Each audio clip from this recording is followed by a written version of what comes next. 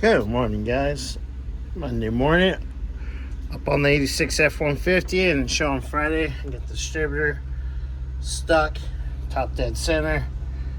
Probably can't really see it. I'm gonna put the hold down piece on, get the cap on, and get the wires all ran, and then plug in everything on this side. We'll get everything kind of clean and organized on this side. I don't know if we showed Wednesday or Thursday, I can't remember what day it was. This has a pinhole leak in it, right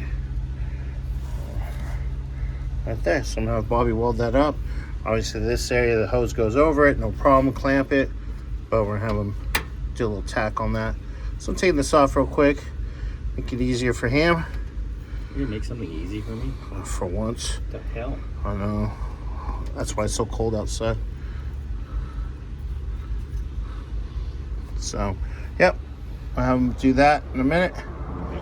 And I'll get that tied down, the distributor, get the cap on it while he's doing that, get the wires kind of ran, get everything plugged in that needs to be plugged in on this side. And I don't know, maybe later when the Lincoln's done, we can put it on the lift so I can get the starter hooked up and do the trans. Yeah. Real quick. So anything underneath we can button up. And then... Yeah. And then we're just waiting. I got the part numbers for you. Yes. And he's been hunting. And so he's looking for the EGR tube and what is that? The air control valve. Yeah. Small pump air control valve, something like that. Air control valve. Yeah. It's all on here somewhere. Yeah.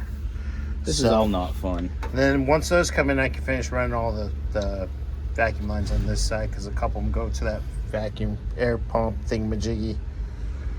Bobby. A doohickey? Yep. So, yeah. Well, maybe we might be able to start a little bit later. Yeah, I mean, some of the stuff we can block off and just run it. Yeah. To break it in. And I prefer not having a bunch of that shit hooked up to break it in anyway. It's just less stuff to go wrong. Yeah. Break it in and then deal with the emission stuff. Okay. Well, it's kind of like when on Randy's, we didn't put any breathers in. Yeah. Let it do its thing. thing. We let it vent so it has less strain.